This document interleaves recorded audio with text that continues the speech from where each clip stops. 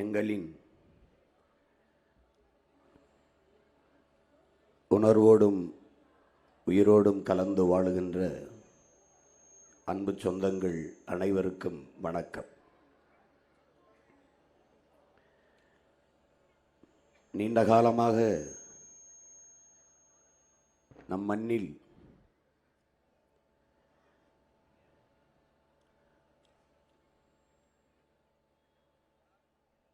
ஆள் மாறுகிறது, ஆட்சி மாறுகிறது,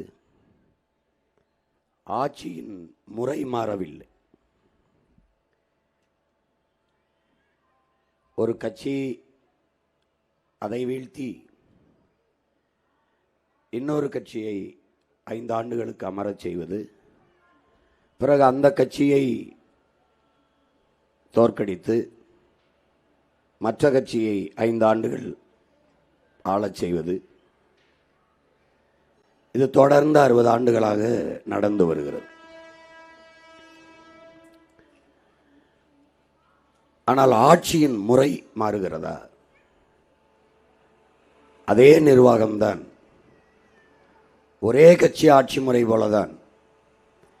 இவர்கள் வந்தாலும் டாஸ்மார்க் இருக்கும், அவர்கள் வந்தாலும் சாராயம் இருக்கும், இவர்கள் வந்தாலும் ஊழல் லஞ்சம் இருக்கும், இவர்கள் வந்தாலும் ஊழல் லஞ்சம் இருக்கும், இவர்கள் வந்தாலும் இலவச அறிவிப்புகள் தான், இவர்கள் வந்தாலும் இலவசம்தான், இவர்கள் வந்தாலும் வாக்குக்கு காசு தருவார்கள், அவர்கள் வந்தாலும் வாக்குக்கு காசு தருவார்கள். இதில் என்ன மாறுதல் இருக்கிறது? எது வளர்ச்சி என்று கட்டமைக்கிறார்கள், எது வளர்ச்சி என்று காட்டுகிறார்கள்? 1000 ரூபாய் இந்த 5 ஆண்டுகள் கொடுத்தார்கள் பெண்களுக்கு, அடுத்து வந்தால் 2000 கொடுக்கிறோம் என்கிறார்கள். இதுதான் வளர்ச்சி? இதுதான் வளர்ச்சி? ஒரு நல்ல ஆட்சி என்பது தன் நாட்டு குடிகள் ஒரு தற்சார்பு வாழ்க்கையை வாழ்கிற ஒரு வாழ்க்கை முறையை ஏற்படுத்தி கொடுக்கணும். 1000 ரூபாய்னா ஒரு நாளைக்கு 30 ரூபா, 2000னா 60 ரூபா. 60 ரூபாய் கூட ஈட்டிக்கொள்ள முடியாத, சம்பாதித்து கொள்ள முடியாத ஏழ்மை வறுமையின் நிலையில் நாட்டு பெண்களை வைப்பது எவ்வளவு இழிவு! அடிப்படை தேவைதான் ஒரு மாவரைக்கிற இயந்திரம், மசாலா அரைக்கிற இயந்திரம், பிள்ளைகளுக்கு மடிக்கணினி, ஒரு குளிர்சாதன பெட்டி, இதெல்லாம் அடிப்படை தேவைதான். இதை வாங்கிக் கொள்ளக்கூட முடியாத ஒரு வறுமை நிலை, ஒரு வருவாய் இல்லாத நிலையில் தன் நாட்டு மக்களை எல்லாம் வைத்திருப்பது எப்படிப்பட்ட ஆட்சி முறை? எப்படி? இது விடுதலை பெற்ற காலத்தில் தொடங்கியது இல்லையே. விடுதலை பெற்று 80 ஆண்டுகள் ஆகிருச்சு.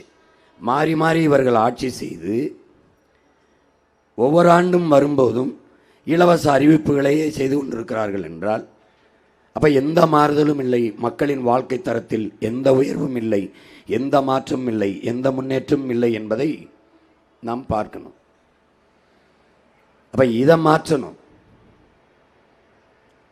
அப்போ தற்சார்பு ஒரு வாழ்க்கை முறையை, அடிப்படை தேவைகளை நம் நாட்டு மக்களை நிறைவேற்றி கொண்டு தன்மானத்தோடு தலை நிமிர்ந்து வாழ்கிற வாழ்க்கையை கொடுக்கிற ஒரு ஆட்சி முறையை உருவாக்கணும். ஊழல் லஞ்சமற்ற உண்மையும் நேர்மையுமான நிர்வாகம், பசி பஞ்சமில்லாத ஒரு தேசம், அதை படைக்கணும். இப்போ சாதிய இழிவு, தீண்டாமை கொடுமைகள், பெண்ணிய அடிமைத்தனம், வன்புணர்வு, படுகொலைகள், பெண்களுக்கு பாதுகாப்பற்ற சூழல் இருக்கிறது. அது இல்லாத ஒரு தேசம். மத போதை இல்லாத தேசம், வளக்கொள்ளைகள் இல்லாத ஒரு நாடு. ஏனென்றால் எதை இழந்தாலும் மீட்டுக்கொள்ளலாம். ஊழல் லஞ்சமெல்லாம் ஒரு நிர்வாக சீர்கேடு, அது சரி செய்து விடலாம். பசி பஞ்சத்தை போக்கி விடலாம். வேலையின்மை வேலை கொடுத்து விடலாம். காடுகள் அழிக்கப்பட்டது வளர்த்து விடலாம். நீர் உறிஞ்சி விற்கப்பட்டது சேமித்து விடலாம். ஆனால் வளக்கொள்ளையில் மிக கொடுமையான கொள்ளை மலையை மணலாக்கி விற்பதும், ஆத்து மணலை அள்ளி விற்பதும். இது யாராலும் உருவாக்க முடியாது. அது இயற்கையின் அரும்பெரும் கொடை. இவர்களால், இத்தனை ஆண்டுகள் ஆட்சி செய்கிறவர்களால் ஒரு அற்ப பிளாஸ்டிக் பாலித்தீனை கூட ஒரு குலைமம் நெகிழிங்கிற இந்த பிளாஸ்டிக்கு பாலித்தீனை கூட தடை செய்ய முடியவில்லை. ஆனால் எல்லா இடத்திலும் சொல்வார்கள் பிளாஸ்டிக் இல்லாத நகரத்தை, பிளாஸ்டிக் இல்லாத நாட்டை உருவாக்குவோம் என்று. பூமியை அழிப்பதற்கு அணுகுண்டு தேவையில்லை, பிளாஸ்டிக்கே போதும் என்கிறார்கள். அணுகுண்டு போட்டால் அந்த நொடியில் அழியும், பிளாஸ்டிக்கை போட்டால் சிறுக சிறுக அழியும். அது மண்ணோடு மண்ணாக மக்கி போவதற்கு என் அன்பு தம்பி தங்கைகளே, அருமை சொந்தங்களே, 5 லட்சம் ஆண்டு ஆகும், 5 லட்சம் ஆண்டுகள் ஆகும்னு ஒருத்தர், 50,000 ஆண்டுகள்னு ஒருத்தர். யாருக்கும் தெரியாது எப்போ மக்கி எப்போ மண்ணோடு மண்ணா போகும் என்று. நாடே பிளாஸ்டிக் குப்பையாக கிடக்கிறதை நீங்கள் பார்ப்பீர்கள். மலையளவு உயர்ந்து பிளாஸ்டிக் குப்பைகள் இருப்பதை நீங்கள் பார்க்கிறீர்கள். அதை கூட தடுக்க முடியவில்லை. மாற்று பயன்பாடு இருக்கிறது. பையென்றால் இவர்கள் அறிவித்தார்கள் திமுக ஆட்சிக்கு வந்தவன மீண்டும் மஞ்சப்பை. இது எவ்வளோ வேடிக்கையான அறிவிப்பு. ஏன் அது பை மஞ்சளாக தான் இருக்கணுமா? பச்சையாக இருக்கக்கூடாதா, வெள்ளையாக இருக்கக்கூடாதா, ஊதாவாக இருக்கக்கூடாதா? பை எந்த வண்ணத்திலும் இருக்கலாம், துணி பையாக இருக்கணும், அதுதான் முதன்மையானது. மஞ்சப்பை என்று அறிவித்தார்கள். எத்தனை பேர் மஞ்சப்பையை பயன்படுத்துகிறார்கள்? அதே பிளாஸ்டிக் தான். ஒரு துணி கடைக்கு போனால், ஒரு காய்கறி கடைக்கு போனால், எந்த கடைக்கு போனாலும் அவர்கள் அந்த பையில் தான் உங்கள் உடையை, உங்கள் பொருட்களை வைத்து கொடுக்கிறார்கள். இதுக்கு மாற்று இல்லையா? இருக்கிறது. சணல் பை இருக்கிறது, வாழை நாரில் செய்கிற பைகள் இருக்கிறது. இப்போதெல்லாம் ஜப்பானிலே இதே பிளாஸ்டிக் போலவே மரவள்ளி கிழங்கில் செய்கிறான் பிளாஸ்டிக் பை போல. அது மக்கள் எப்படி தண்ணியில் விட கரைஞ்சு போயிடுது. அந்த நுட்பத்தையே நம் கடைபிடித்து மாற்றுக்கு போகக்கூடாது. எல்லாவற்றையும் மாற்ற வேண்டும் என்று துடிக்கிற உங்கள் பிள்ளைகள் தான். இது மாற்றம் என்பது சொல்லல்ல, செயல். மாறுவோம், மாற்றுவோம். இது மாற்றத்திற்கான எளிய மக்களின் புரட்சி என்று தொடர்ந்து பேசிக்கொண்டு வருகிறோம். இம்முறை நாங்கள் பேசியதும் அச்சு ஆவணத்தில் கொடுத்ததும் உங்களை வந்து சேரவில்லை என்பதால் காட்சிகளாக எங்கள் கனவுகளை தெருவெங்கும் விரித்து வருகிறோம். எல்லாவற்றையும் கவனிக்கிற இந்த தேர்தல் களத்தில் எல்லா தலைவர்களும் முன்வைக்கிற கருத்துக்களை, எப்படி ஆட்சி செய்வோம் என்பதை, நாங்கள் வந்து என்ன செய்வோம் என்பதை கவனிக்கிறீர்கள். உங்கள் பிள்ளைகள் நாங்கள் சொல்வதையும் கவனியுங்கள். எது சரியாக இருக்கிறதோ அதை தேர்வு செய்யுங்கள். யார் கையில் நாடு இருந்தால் பாதுகாப்பாக இருக்கும், சரியாக இருக்கும் என்பதை யோசித்து சிந்தித்து முடிவெடுத்து வாக்கு செலுத்துங்கள். எல்லாவற்றிலும் நல்லதை தேர்வு செய்கிற என் சொந்தங்கள், எல்லாவற்றிலும் சரியாக இருக்க வேண்டும் என்று சரியானதை முடிவெடுக்கிற என் சொந்தங்கள், அடுத்த 5 ஆண்டு கால ஆட்சியை தீர்மானிக்கிற தலைவரை தேர்வு செய்யும் போது ஏன் தடுமாறுகிறீர்கள்? திமுகவை விட்டால் அதிமுக, அதிமுகவை விட்டால் திமுக. தீமைக்கு மாற்ற எப்படி தீமையாக இருக்க முடியும்? எப்படி இருக்க முடியும்? ஒரு நெருப்பை வைத்து நெருப்பை எப்படி அணைப்பீர்கள்? தண்ணீரை வைத்தான் அணைக்க முடியும். அந்த தண்ணீர் யார்? 60 ஆண்டுகளாக அரையங்குள வளர்ச்சியை சொல்லுங்கள். வளர்ச்சி ஒன்றில் தான் இருக்கிறது, கடன் வளர்ச்சி. 10.5 லட்சம் கோடி இந்த ஆட்சியில் மட்டும் 4.5 லட்சம் கோடிகள் கடன் பெற்றிருக்கிறார்கள். நிறைவேற்றப்பட்ட ஒரு நலத்திட்டம் சொல்லுங்கள். இலவசத்தை தவிர வேற என்ன இருக்கிறது? இலவசம் எப்படி வளர்ச்சி திட்டமாகும்? அது கவர்ச்சி திட்டம், வீழ்ச்சி திட்டம், பெருத்த ஒரு ஏமாற்று. இது எவ்வளவு பெரிய கொடுமை! நபிகள் நாயகம் ஸல்லல்லாஹு அலைஹி வஸல்லம் அவர்களிடத்திலே இந்த தீமையை எப்படி ஒழிப்பீர்கள் சல்லவர்களே என்று கேட்டதற்கு, நான் நன்மையை வைத்துத்தான் ஒழிப்பேன் என்றார். அந்த நன்மை எங்கே? யார் அந்த நன்மை? திமுக ஒரு பிசாசு என்றால் அதிமுக ஒரு பேய். இந்த பேயை 5 ஆண்டு ஆட்சியை செய்ய வைக்கிறீர்கள். பேயை விழித்து பிசாசை வைக்கிறீர்கள். பிசாசை தோக்கடித்து பேயை வைக்கிறீர்கள். தீமைக்கு மாற்று தீமை என்றே அலைகிறீர்கள். அப்போ பிசாசை வீழ்த்து ஒரு தேவதையை உட்கார வைக்க வேண்டும், பேயை வீழ்த்தி ஒரு தேவதையை உட்கார வைக்க வேண்டும். அது யார்? ரெண்டும் ஒரே கட்சி தான்.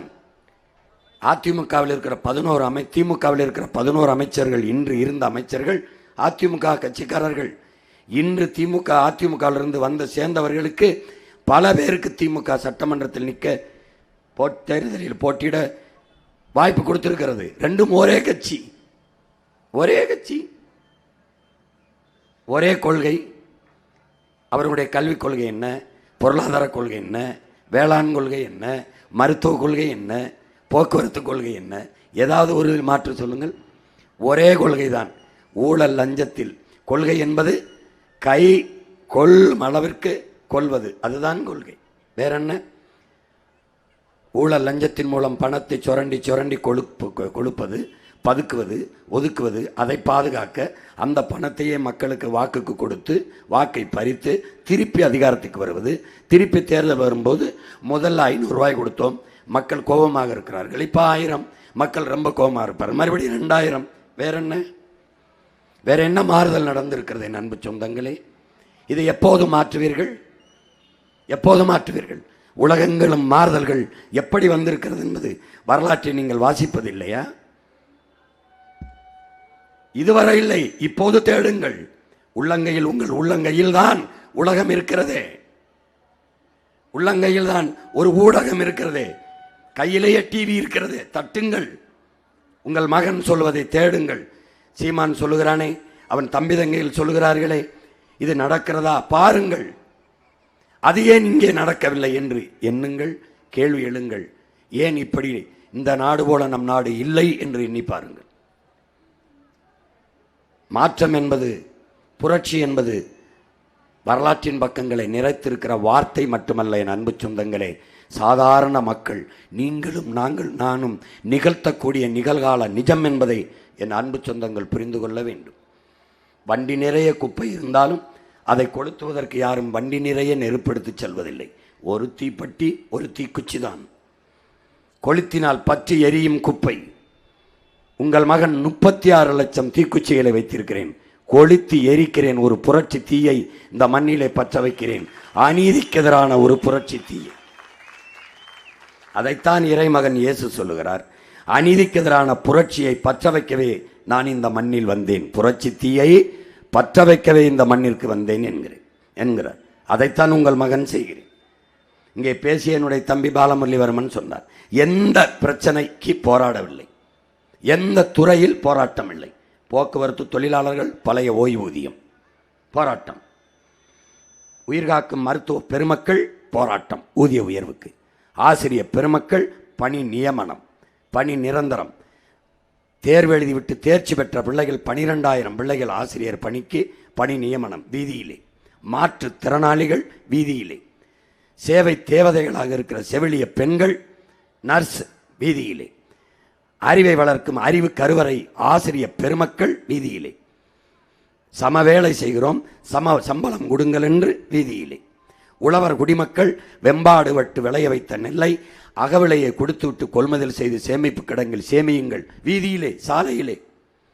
வேர்வை சிந்தி விளைய வைத்தவன் கண்ணீர் சிந்தி சாலையிலே நிற்கிறான். அவன் விளைய வைத்த நெல் மலையிலே நனைந்து முளைத்து கிடக்கிறது. டாஸ்மார்க் சரக்கு எப்படி பாதுகாக்கப்படுகிறது? பசியை போக்கும் உயிர் தேவையாக இருக்கிற உணவு பண்டம் எப்படி வீதியிலே கிடக்கிறது? போராடுகிறான். கணக்கில்லாத விளைநிலங்கள் தொழிற்சாலைகளுக்கு பறிக்கப்படுகிறது. ஐயோ, என் நிலத்தை பறிக்கிறானே என்று வேளாண் பெருங்குடி மக்கள் வீதியிலே, துப்புரவு பணியாளர்கள் வீதியிலே, எங்களை தனியாருக்கு கொடுத்து விடாதீர்கள் என்று வீதியிலே, மகளிர் சுய உதவி குழுக்கள் வீதியிலே, எல்லாரும் போராடுகிறார்கள். அப்புறம் எப்படி ஒரு ஆட்சி முறை? போராட்டங்களை, மக்களின் கோரிக்கையை ஏற்று தீர்வு காணாத அது அரசு. எப்படிப்பட்ட அரசு? இத்தனை போராட்டங்களை மக்களுக்குள் திணிப்பது எவ்வளவு பெரிய கொடுமை! சட்டசபையிலே நம்முடைய முதல்வர் அவர்கள் ஐயா ஸ்டாலின் அவர்கள் பேசியது நீங்கள் உங்களுக்கு நினைவிற்கும் இல்லை என்றால் தேடி பாருங்கள். இந்த கடந்த 3 ஆண்டுகளில் மட்டும் 1 லட்சம் போராட்டங்களுக்கு நாங்கள் மக்களுக்கு அனுமதி கொடுத்திருக்கிறோம் என்று. 1 லட்சம் போராட்டம். இதில் என்ன பெருமை? எவ்வளவு பெரிய கொடுமை! 1 லட்சம் பிரச்சனைகளை மக்களுக்குள் திணித்தது யார்?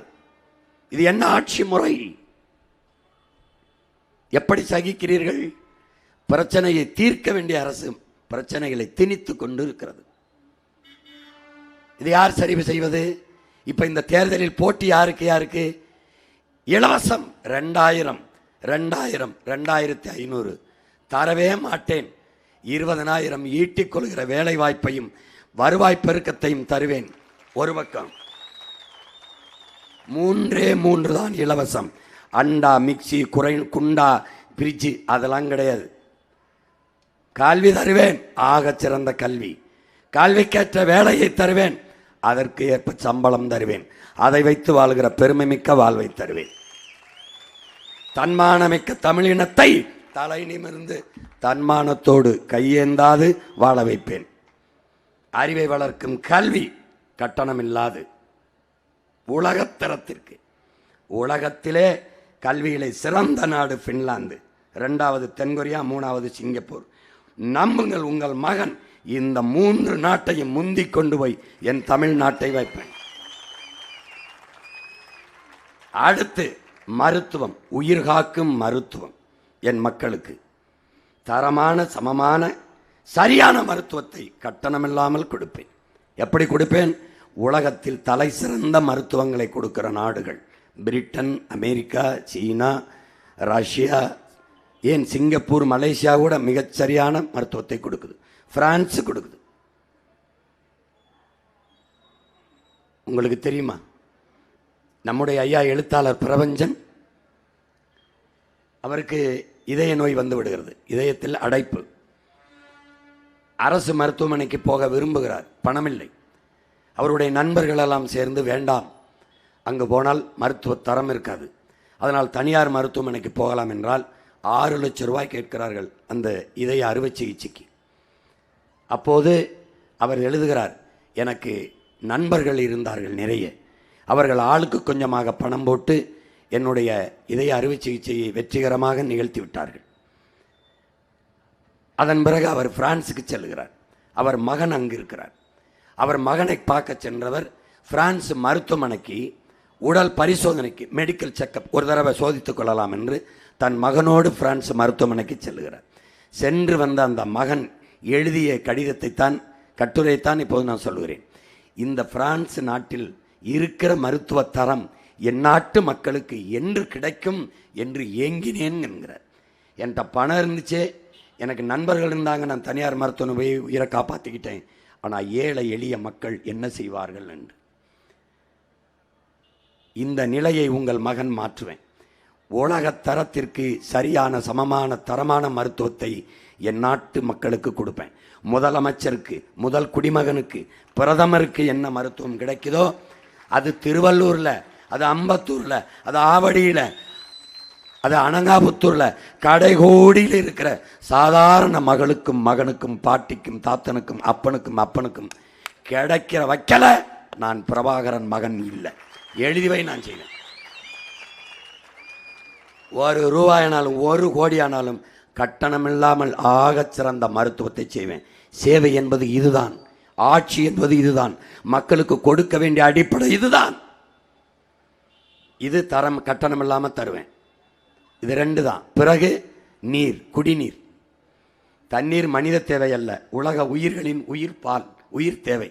அதை விற்கிறதுக்கு நான் அனுமதிக்க மாட்டேன். வந்தேன், கிண்ணல அப்பளோ எல்லாம் எங்கே போகிறான்னு தெரியாது, மூடிட்டு போக வேண்டியதான். ஏன்? நானே தூய குடிநீரை என் நாட்டு மக்களுக்கு கொடுத்துருவேன், கட்டணம் இல்லாமல் இலவசமாக கொடுத்துருவேன். உனக்கு தண்ணி செலவு மிச்சம், மருத்துவ செலவு மிச்சம், கல்வி செலவு மிச்சம். பெற்றுக் கொடுங்கள், பிள்ளைகளை கற்றுக் கொடுக்கிறோம் நாங்கள். பிள்ளைகள் வீட்டின் செல்வங்கள் அல்ல, நாட்டின் செல்வங்கள். சட்டம், கல்வி எழுதி வைப்பேன். கல்வி மானுட உரிமை, கொடுக்க வேண்டியது அரசின் கடமை. சட்டம். மருத்துவம் ஒரு மகத்தான சேவை, அது என் மக்களுக்கு தேவை. சட்டம். காசு உனக்கு 10 பைசா செலவில்லை, முடிச்சுட்டேன். அடுத்த தண்ணீர் வீட்டு வாசலில் கொடுத்துட்டேன். வேற பசி, நானே வேளாண்மை செஞ்சுட்டேன். சோறு பசி இல்லை. நானே மாட்டு பண்ணை வச்சுருக்கேன், பால். நானே கோழி பண்ணை வச்சுருக்கேன், முட்டை. நானே ஆடு வளர்க்குறேன், கறி. வேற என்ன வேணும்? என்ன வேணும்? வேளாண்மை. கத்திரிக்காய், வெண்டைக்காய், சுரக்காய், பூசணிக்காய், கீரை, அரிசி, பருப்பு, முருங்கை எல்லாம் என் பண்ணையில் இருக்கு. உனக்கு பசி என்ற சொல் பைந்தமிழன் ஆட்சியில் இல்லை, ஒழிச்சு தள்ளிட்டேன். வேற என்ன வேணும்? நிலமும் வளமும் சார்ந்த தொழிற்சாலை. நீ இருக்கிற இடத்திலே உனக்கு வேலையை கொடுப்பேன். எப்படி கொடுக்குறேங்கிறத போட்டு காட்டிக்கிட்டே வர்றேன், நீ பாரு. இது 3 தான் இலவசம் தருவேன். நாட்டையே மாற்றி படைக்கிறேன். இதுவரை நீ பார்த்த நாடு இல்ல, உலகத்தின் தலை சிறந்த நாடு. என் கனவல்ல, என் முன்னவர்கள் கனவு. அறம் சார்ந்த ஆட்சி முறை. ஒரு பிழை இருக்காது, ஒரு பிழை இருக்காது. இந்த கனவை எனக்குள் தந்தவன் தான் செத்தாலும் சரி என் இனம் வாழ வேண்டும், நான் வீழ்ந்தாலும் சரி என் இனம் எழ வேண்டும். 200 ஆண்டுகளுக்கு பிறகு என் இனம் உரிமை பெற்று பெருமையோடு இப்படி வாழ வேண்டும் என்று கனவு கண்ட எங்கள் உயிர் தலைவன் மேதகுவே பிரபாகரன் அவர்கள். அவன் செய்யல, அவன் மகன் அந்த நிலத்தில் இல்லை, இந்த நிலத்தில் அவன் கனவு ஆட்சியை நிறைவேற்றுவேன். ஒரு தவறு நடக்க முடியாது. பொம்பளை பிள்ளைய தொட்டான், தாலி அறுத்தான், என்ன நடக்கும்னே தெரியாது உனக்கு. ஏன்? வீட்டை மட்டும் விட்டுருவேன். உன் வீட்டை மட்டும், வீட்டை விட்டு வெளியில் வந்தீங்கன்னா உன்னை பார்த்துக்கிட்டே இருக்கும் 2 கண்ணு. யாரு கண்ணு? என் கண்ணு தான். I am the real big boss. Real big boss இல்லை, ரியல் பிக் பாஸ். பார்த்துக்கிட்டே இருப்பேன். நாட்டையே சிசிடிவி கேமரா கண்காணிப்பு கருவியால் நிறைச்சி விட்டுருவேன். காட்டுக்குள்ளே போனவன பிள்ளையை தூக்கிட்டான், சாலையில் போகும்போது பிள்ளை இழுத்துட்டான், அடுத்த நொடி நீ இருக்க மாட்டா, தூக்கிடுவான். ஏன்? எல்லா இடத்துலையும் சீருடை இல்லாத காவலர்களை, 50,000க்கு மேற்பட்ட காவலர்களை விடுவேன். இந்த கூட்டத்தில் 5 போலீஸ் இருப்பான், உனக்கு தெரியாது போலீஸ்னே. நீ போலீஸ்னா அப்படி அப்படி அப்படி இருக்கணும். குள்ளமாக இருப்பான், ஒல்லியாக இருப்பான், குண்டா இருப்பான், யாருன்னே தெரியாது. நீ எதையோ பேசிருப்ப, மெதுவாக கையை பிடிச்சி தம்பி இங்கே வாங்கம்மா, எப்படி இங்கே வாங்க, இங்கே வாங்கம்மா, நீங்கள் அம்மா, கையில் எல்லாம் தொடர்பு வச்சுருப்பான். இவனை கூப்பிடும்போதே அழுத்திடுவான். கொய கொய கொய கொயன்னு 100 பேர் வந்துடுவான். வாங்க தம்பி இங்கே வாங்க, உட்காருங்க வண்டியிலேம்பா. சார் உட்கார அடேப்பா, அப்புறம் தான் சொல்லுவான். உள்ளே போனவொன்னே காட்டுவான். போலீஸ்மா தூக்கி போட்டு மிதிச்செஞ்சிருவான். நீ எந்த சேலை, வணிக வளாகம், திரையரங்கு, பொதுமக்கள் நடமாடுகிற இடம், எல்லா இடத்துலையும் சீருடை இல்லாத என்னுடைய காவலர் இருப்பான். இப்போ நான் சொல்லிட்டேன், நீ கண்டுபிடிச்சிரு பார்ப்போம். எவன் போலீஸ்னே தெரியாது, திணறிடுவா. நீ பயப்படணும் குற்றம் செய்யறதுக்கு. ஒழிச்சிருவேன். இந்த நாட்டில் ஒழுக்கமும் நேர்மையும் உண்மையும் அறமும் சார்ந்த நிலமாக என் தமிழர் நாடு மாறிடும். உலகம் எங்களை உதாரணம் காட்டுகிற, முன்மாதிரியாக காட்டுற நாடாக மாற்றிடுவேன். எப்படி ஆட்சி முறை, நாம் ஆட்சி எப்படி செய்வேன்னு சொன்னதை, தன்னலமற்ற அன்பான சர்வாதிகார ஆட்சி முறையை நான் செய்வேன்ட்டேன். எல்லா அறிஞர் பெருமக்களும் அரசியல் விமர்சகர்களும் பாருங்க, சர்வாதிகாரம் டாரு சீமான், ஐயோ அது சர்வாதிகாரத்தில் என்னங்க அன்பான சர்வாதிகாரம் இருக்குன்னு இருக்கு. உங்களுக்கு தெரியலைன்னா தெரிஞ்சுக்கிறீங்க பெருமக்களே. என்னுடைய ஆட்சி முறை இப்படி தான் இருக்கு, நீ இப்படி தான் இருக்கும். ஏற்கிறதும் எதிர்ப்பதும், என்னை என்னை என்னை கொல்வதும் தள்ளுவதும் உங்கள் கையில் தான் இருக்குது. எப்படி ஆட்சி இருக்கும்? இப்படி தான் இருக்கும், இப்படி தான் செய்வேன். வேணா எனக்கு ஓட்டை போடு, வேணாம்னா அவங்களுக்கே போடு, எனக்கு அதை பற்றி பிரச்சனை கிடையாது. ஆனால் என் ஆட்சி இப்படி தான் இருக்கும். நான் தன்னலமற்ற அன்பான சர்வாதிகாரம் என்பது தாயின் பேரன்பு. அதில் என் நலம் எதுவும் இல்லை, என் நாட்டு நலன், என் மக்களின் நலன்தான். நான் உங்கள் கருத்துக்கானவன் அல்ல, உங்கள் கருத்துக்கானவன் அல்ல. திரும்ப திரும்ப சொல்கிறேன், உங்களின் நலனுக்கானவன். நான் உங்கள் ஓட்டுக்காக வந்தவன் அல்ல, நாட்டுக்காக வந்தவன்.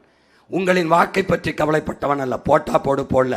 என் கவலை உங்களின் வாழ்க்கையை பற்றி. எல்லாரும் ஆட்சியிலையும் நான் வாழ்ந்துட்டீல. ஐயா கருணாநிதி ஆட்சியில், ஜெயலலிதா ஆட்சியில், ஐயா ஸ்டாலின், ஐயா எடப்பாடி. ஒரு 5 ஆண்டு தான் உன் மையன் ஆட்சியில் வாழ்ந்தான் பாரு. உன் அண்ணன் ஆட்சியில், உன் தம்பி ஆட்சியில் வாழ்ந்து பாரு. நம்மளுடைய ஆட்சி முறை தன்னலமற்ற அன்பான சர்வாதிகார ஆட்சி முறை. தன்னலமற்ற அன்பான சர்வாதிகாரம்னா என்னன்னு நீங்கள் பார்க்கணும். இங்கே பாருங்க, திரையை பார்த்தே வாங்க. சர்வாதிகாரம் என்பது வேறு, கொடுங்கோன்மை என்பது வேறு. சர்வாதிகாரத்திற்கும் கொடுங்கோன்மைக்கும் வேறுபாடு இருக்குது.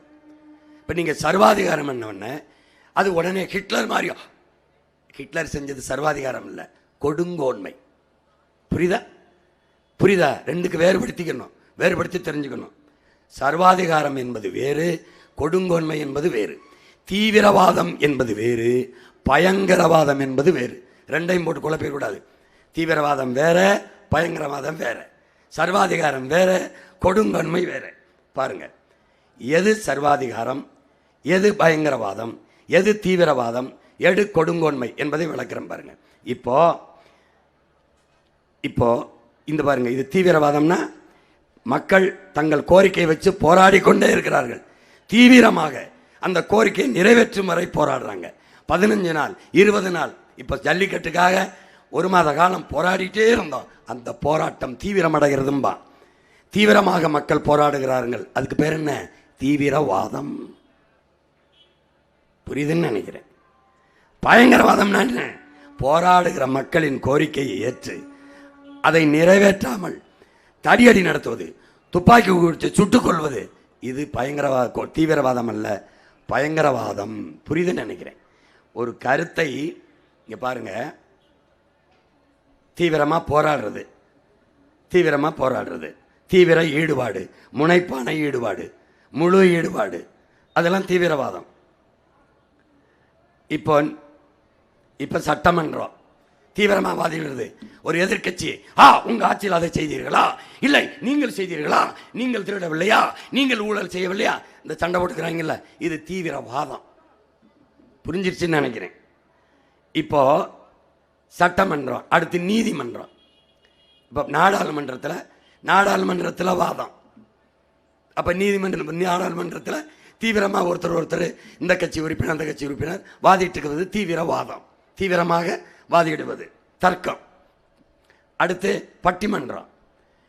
இந்த கட்சி அப்ப பெண்களுக்கு மகிழ்ச்சி தருவது பிறந்த வீட்டிலா புகுந்த வீட்டிலா வாதிடுவான், அது பட்டிமன்றம். இந்த வாதம் இவர் ஒரு தீவிரமா வாதத்தை எடுத்துப்பார், இவர் ஒரு தீவிரமா வாதம். அடுத்தது நீதிமன்றம். வழக்கறிஞர் என்ன பண்ணாரு? இந்த அரசு வழக்கறிஞர் ஒரு வாதத்தை வைப்பாரு, தனியார் ஒரு வழக்கறிஞர் ஒரு வாதத்தை வைப்பாரு. 2 பேரும் நீதிக்கு முன்னாடி வாதத்தை வச்சுக்கொள்வது தீவிரமாக வாதிடுவார்கள், தீவிரவாதம். ஆனால் பயங்கரவாதம் என்பது இந்த கருத்தை எதிர்கொள்ளாமல், கருத்தாக எதிர்கொள்ளாமல் அந்த கருத்தை முன்வைத்தவனை, அந்த கருத்துக்குரியவனை அழித்து ஒழித்து விடுவது பயங்கரவாதம். விளங்குதுல? விளங்கிருச்சா? இதுக்கு மேல விளங்கலைன்னா நான் என்ன பாடம் நடத்துறது? இங்க பாருங்க, அதுக்கு சான்றுலாம் சொல்றேன், காட்டிக்கிட்டே வரேன். இப்ப தீவிரவாதம் வேற, பயங்கரவாதம் வேற, அதுக்கு ஒவ்வொன்றா சொல்றேன். அப்ப சர்வாதிகாரம் வேற, கொடுங்கோன்மை வேற. இப்ப சர்வாதிகாரம் என்னன்னா, ஒரு மக்கள் அனுமதி கொடுக்குறோம், அவங்க நேர்மையா அதை கேட்டு அதை தீர்த்து செய்வது சர்வாதிகாரம். முழு அதிகாரம் பெற்றது சர்வாதிகாரம், முழு அதிகாரம். முழு அதிகாரத்தின் பயன் என்ன? அதனுடைய பயன் என்ன? அதனுடைய வேலை என்ன? மக்களின் பிரச்சனைகளை கோரிக்கைகளை ஏற்று தீர்வு காண்பது சர்வ அதிகாரத்தின் பயன், சர்வ அதிகாரத்தின் பொறுப்பு. அது இல்லை. அப்போ கொடுங்கோன்மை என்றால் என்ன என்றால், போராடுகிற மக்களை, இங்க பாரு, கோரிக்கை வச்சு போராடுகிற மக்களை அடிச்சு இழுத்து, இந்த பாரு, இந்த ராத்திரியா தூக்கிட்டு மாற்றுத்திறனாளிகள், அவர்கள் இந்த பாரு, மாற்றுத்திறனாளிகள் கோரிக்கை வச்சு போராடும் போது அந்த போராட்டத்தின் கோரிக்கையை ஏற்று அதை நிறைவேற்றாமல் பல நாட்கள் போராட அனுமதிச்சு நள்ளிரவில் ஒரு பாரவந்தை கூட்டிகிட்டு வந்து தூக்கிட்டு அதில் இரவோட இரவாக ஏற்றி கொண்டு போய் காட்டுக்குள், அடர்ந்த காட்டுக்குள் அங்கும் இங்குமாக இறக்கிவிட்டு வந்ததற்குல்ல, அது சர்வாதிகாரம் அல்ல என் உடன் பிறந்தவனே, கொடுங்கோன்மை. அதுக்கு பேர் என்ன? கொடுங்கோன்மை. எல்லாம் கவனிச்சுக்கணும், ரெண்டையும் வேறுபடுத்தி பார்த்துக்கணும். இந்த பகுதி நேர ஆசிரியர்கள் போராட்டம் தொடருது, அடித்து வண்டியில் ஏற்றி இந்த கூவாத்தில் நின்று போராடுறாங்க. இந்த மாதிரி தூக்கி இழுத்து போடுறது, அடித்து இழுக்கிறது, காவல் நிலையத்தில் வச்சு விசாரணைங்கிற பேரில் அடித்து கொள்றது இருக்குல்ல, அது சர்வாதிகாரம் இல்லை, கொடுங்கோன்மை.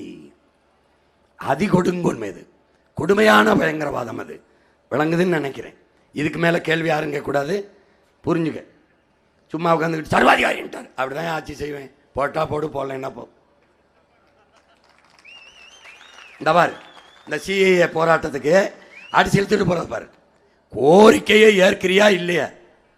ஜனநாயகம்னா மக்களுக்கு முழு உரிமை இருக்கிறது. மக்களின் போராட்டங்களுக்கு, கோரிக்கைகளுக்கு செவிசாய்த்து மதிப்பளித்து கோரிக்கைகளை நிறைவேற்றி கொடுக்கத்தான் மக்களால் உருவாக்கப்பட்ட அதிகாரம், கொடுக்கப்பட்ட அதிகாரம், உருவாக்கப்பட்ட ஒன்று அரசு. அது மக்களை அடித்துக் கொள்ளும், சுட்டுக் கொள்ளும், அடிவுறுத்தும், அவனை தூக்கி வீசும்னா எப்படி? போராட்டங்களை அடிச்சு நொறுக்கி நீர்க்கடிக்கை செய்யும். அப்படின்னா எப்படி? அது சர்வாதிகாரம் இல்லை என் உடன் பிறந்தவனே. அதற்கு பேர் தான் கொடுங்கோன்மை. அதுக்கு பேர் தான் கொடுங்கோன்மை. இங்க பாரு, இது எப்படிப்பட்டதுன்னா, இது நல்லா கவனிச்சுக்க. தூத்துக்குடியில் ஸ்டெர்லைட் ஆலைக்கு கேட்குறோம், பல போராட்டங்களுக்கு நானே போய் முன்னின்று போராடி இருக்கேன் 3-4 முறை. அந்த போராட்டத்தில் ஸ்டெர்லைட் ஆலையால் நிலத்தடி நீர், நம்முடைய நிலத்தடி நீர் நஞ்சாயிருச்சு. நஞ்சின அப்படின்னா மஞ்சள் நிறத்தில் வந்துடும். மீத்தேன் இடத்துல, ஹைட்ரோ கார்பன் எடுத்த இடத்துல, நிலக்கரி பழுப்பு நிலக்கரி எடுத்த இடத்துல யுரேனியம் கலந்துடும். யுரேனியம் கலந்த அந்த நீரை குடித்தா அது என்ன செய்யும்? உடலில் பல்வேறு நோய் கொண்டு வந்து பிறக்கிற குழந்தைகள் அப்படி சொல்லுது சராசரி குழந்தைகளாக இருக்காது. உடல் நலம் பாதிக்கப்பட்டு பிறக்கும், மாற்றுத்திறனாளிகளாக பிறக்கும். அப்படி தான் பிறக்கும். அதை வந்து இப்போது பீகார்லாம் என்ன சொல்கிறான்னா, தேர்தலுக்கு முன்னாடி பேசாமல் தேர்தல் முடிஞ்ச உடனே ஒரு அறிவிப்புறான், 10 மாவட்டங்களில் நீரில் யுரேனியம் கலந்துருச்சு இந்த நச்சு ஆலைகளால், அதை பயன்படுத்தாதீர்கள்ட்டு போயிட்டான். அப்போ தண்ணிக்கு என்ன குடிப்பான்? ஈரோடு பெருந்துறையில் என் உடன் பிறந்தவனே ஒரு சிப்காட் தொழிற்சாலை இருக்குது. அந்த தொழிற்சாலை இருக்கிற இடத்துல இருந்து அரசு ஒரு அறிவிப்பு விடுது, 26 கிலோமீட்டருக்கு தண்ணீர் கெட்டு போனது, யுரேனியம் கலந்துருச்சு, குடிக்காதீன்னு. உங்கள் மகன் தான் கேட்டேன். அப்போ 27வது கிலோமீட்டரில் தண்ணி எடுத்து குடிக்கலாமா? அதுக்கு உறுதி இருக்கான்னு கேட்டேன். எவன்கிட்ட பதில் இருக்குது? எப்படி அளந்த 26 கிலோமீட்டருக்கு யுரேனியம் இருக்குது, அதுக்கப்புறம் இல்லை. நீ யார் தான் எப்படா சொன்னேன்? எப்படி கண்டுபிடிச்ச? அப்போ தடுக்க என்ன வழி? இந்த நச்சு ஆலைகளை என் தாயின் மடியிலிருந்து தூக்கணும். விளங்குதா? அதுக்கு போராடிய போராட்டம். இவன் என்ன சொல்றான்? தாமிரத்தின் பயன்பாட்டை பற்றி கவலைப்படாமல் போராடுகிறார்கள். தண்ணீரின் பயன்பாட்டை பற்றி பேசாத இவன் தாமிரத்தின் பயன்பாட்டை பற்றி பேசுறான். ஏன் தமிழ்நாட்டுக்கு மண் தாமிரம்? ஏன் எங்க வேணாலும் தயாரி? ஏன் இந்த முதலாளி எங்க? அனில் அகர்வால் எங்கே இருக்கான்? லண்டனில் இருக்கான், குடும்பத்தோட லண்டனில் போயிருக்கான். இதான் பாதுகாப்பானதானே? இங்கே தானே உன் தொழிற்சாலை இருக்குது. ஏன் வெண்ணெய் இங்கே வந்து நீ வீடு கட்டி குடிக்கிறேன்? அந்த ஆலைக்கு பக்கத்தில், ஆலைக்கு உள்ளே பெரிய சுவர் எடுத்து மாளிகை கட்டிக்கிறேன். இருக்க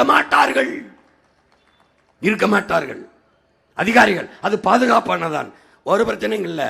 இங்கே இருங்க, வீடு இங்கே கட்டிடுங்க, நாங்கள் பக்கத்து வீட்டில் இருக்கோம். ஒரு அதிகாரி இருக்க சொல்லு மாட்டான். இங்கே என்ன கொடுமை நடந்துச்சு? ஆட்சியில் இருந்தவர் புரட்சி தமிழன்னு போட்டுக்கிறாரு. மக்களின் புரட்சி அது. கட்சி இல்லை, கொடி இல்லை, தன்னெழுச்சியான மக்களின் கிளர்ச்சி. தமிழ்நாட்டில் ஜல்லிக்கட்டு போராட்டம் போல் டங்ஸ்டன் தொழிற்சாலைக்கு போராடி, அந்த டங்ஸ்டன் இதுக்கு இப்போ சுரங்கத்துக்கு எதிராக போராடி நிறுத்தினமே, அதுபோல் இந்த தூத்துக்குடி இந்த ஸ்டெர்லைட் ஆலைக்கு எதிரான போராட்டம், மக்களின் போராட்டம். அந்த போராட்டத்தை அறிவு சமூகமே, என் அன்பு பெற்றோர்களே, உயிரினுமினிய உடன் பிறந்தார்களே, மக்கள் போராடி வருகிறார்கள். மாவட்ட ஆட்சியரிடம் மனு கொடுக்க, இதான் போராட்டம். மனு கொடுக்க வரும்போது நேர்மையான ஒரு அரசு, ஒரு ஆட்சி முறை எப்படின்னு இருக்கணும். ஒரு இடத்துல தடுப்பான், இவ்வளோ பேர் வேண்டாம், தடுத்து காவலர்கள் தடுத்து ஒரு 5 பேர் குறிப்பாக வாங்க, ஆட்சியர்கிட்ட நீங்கள் மாவட்ட ஆட்சியர்கிட்ட மனு கொடுத்துட்டு போங்க, உங்கள் கோரிக்கையை சொல்லிட்டு போங்க. முடிஞ்சிட்டது, பிரச்சனை முற்று பெற்றுச்சு. ஆனால் வருகிறவர்கள் பொதுமக்கள், மக்கள் கலவரம்தான் செய்வார்கள் என்று நீங்கள் எப்படி கணித்தீர்கள்? யார் இடத்துல பதில் இருக்கு? அப்படியே கலவரம் செய்தாலும் தண்ணீரை பீச்சி அடிக்கணும். முதல்ல கண்ணீர் புகை குண்டுகளை தடியடி நடத்தி கலக்கணும், இல்லை கண்ணீர் புகை குண்டுகளை வீசி கலக்கணும். இதுதான் நடைமுறை, இதுதான் கடைபிடித்திருக்க வேண்டும். ஆனால் கலவரம் செய்வார்கள் என்று தொலைதூரத்திலே குறிபார்த்து சுடுகிற ஸ்னைப்பர் என்கிற துப்பாக்கியை கொண்டு வந்து அவர்கள் கொண்டு வந்து வாகனத்தை நிறுத்தி அதன் மேலே ஏறி இருக்க வச்சு வருந்த ஆட்சியர் அலுவலகத்துக்கு வருவதற்கு முன்பே சுட்டு கொள்வது எப்படி சர்வாதிகாரமாகும்? இது கொடுங்கோன்மையா சர்வாதிகாரமா? உங்களுக்கு விளங்குதில்லை, இதுக்கு மேலேயும் விளங்க வைக்க முடியாது. நீ உண்மையிலேயே நல்ல ஆட்சியாக இருந்தால் மக்களின் கோரிக்கையை கேட்டு சரி பண்ணியிருக்கணும். இல்லைன்னா இது முதலாளிகளுக்கான அதிகாரம் என்று நான் சொல்கிறது அதுதான். இந்த நாட்டில் இப்போ கூட நீ பணம், வாக்குக்கு காசு கொடுக்குறவனுக்கு வாக்கு செலுத்துகிற, இலவச அறிவிப்பு கொடுக்குறவனுக்கு கொடுக்குற பணம், நீ ஒரு ஓட்டுக்கு 1000 ரூபா வாங்குற, அவன் 3 லட்சம் ஓட்டுனா 20 கோடி 30 கோடியை முதலீடு செய்கிறான். முதலீடு செய்கிறவன் 30 கோடியை 300 கோடியாக பெருக்கிக் கொள்ளலாம் என்ற நோக்கத்தில், நம்பிக்கையில் முதலீடு செய்கிறான். அப்போ முதலாளி லாப தேவையை குறிவைப்பானா, மக்கள் சேவையை கவனிப்பானா என்பதை நீ யோசிச்சு பார்க்கணும். அப்போ அதில் என்ன நுட்பம்னா, முதலாளிகளுக்கான அதிகாரத்தை தான் நீ கட்டமைக்கிற. ஏன்னா பணம் இருப்பவன் தான் அரசியல் செய்ய முடியும். அப்போ பணம் இல்லாதவன் கனவுலையும் நினைக்க முடியாது. அப்போ கேடுகட்ட பணநாயகம் பிறந்துவிடும், மாண்புமிக்க ஜனநாயகம் இறந்துவிடும். அப்ப மக்களுக்கான ஆட்சி ஒன்று இருக்காது. மக்களாட்சி செத்து மண்ணோடு மண்ணா போகும். அப்ப பணநாயகம் பல்லிழிச்சு சிரிக்கும். விளங்கிருச்சா? அப்போ 5 விழுக்காட்டு முதலாளிகளுக்கான அதிகாரமே கட்டமைக்கப்படும். 95 விழுக்காடு உழைக்கும் மக்கள், பாட்டாளி வர்க்கம், அன்றாட உழைக்கா மக்களுக்கான அதிகாரம் இருக்காது. அவனுடைய குரல் வலை நெரிக்கப்படும். திடீர்னு வீடு ஆக்கிரமிப்பு நீடிப்பான், திடீர்னு குடிசை காலி பண்ணுவான், திடீர்னு நிலத்தெடுப்பான், விளைஞ்ச நிலத்துல உழுவான் டிராக்டர் வச்சு. ஏன் தொழிற்சாலை வருதும்பான்? ஏன்னா நீ குரலற்றவன், அரசியல் வலிமையற்றவன், அதிகார வலிமையற்றவன், அடிமை. அப்ப என்ன செய்யணும்? பணம் எவன் கொடுக்கிறானோ அவனை தோக்கடிக்கணும். முதலாளிகளுக்கான அதிகாரத்தை வீழ்த்தி உழைக்கும் மக்களுக்கான அதிகாரத்தை உருவாக்கணும். அதுக்கு பேர் என்ன? மக்களாட்சி. அதுக்கு பேர் என்ன? ஜனநாயகம். புரியுதா? இப்ப தெரியுதா எதுன்னு?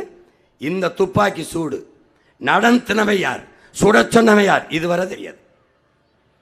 அருணா ஜெகதீசன் நீதியரசருக்கு முன்பு, அம்மாவுக்கு முன்பு 3 மணி நேரம் நின்று நேரடி சாட்சியம் அளித்த மகன் நான் ஒருத்தன் தான் இருக்கேன். அதில் என்ன பயன்? அறிக்கை கொடுத்து என்னாச்சு? தூக்கி ஓர போட்டு போயிட்டாங்க. அந்த துப்பாக்கி சூட்டில் ஈடுபட்ட அதிகாரிக்கு பணி உயர்வு, பணியிட மாற்றம். அதுலேயும் பாதுகாப்பு படையிலே அதே அதிகாரிக்கு அதே தூத்துக்குடியிலே பணி நியமனம் செஞ்சது இந்த திமுக அரசு. என்னது இந்த ஆட்சி முறை? சர்வாதிகாரம் அல்ல என்னுடன் பிறந்தவனே, கொடுங்கோன்மை.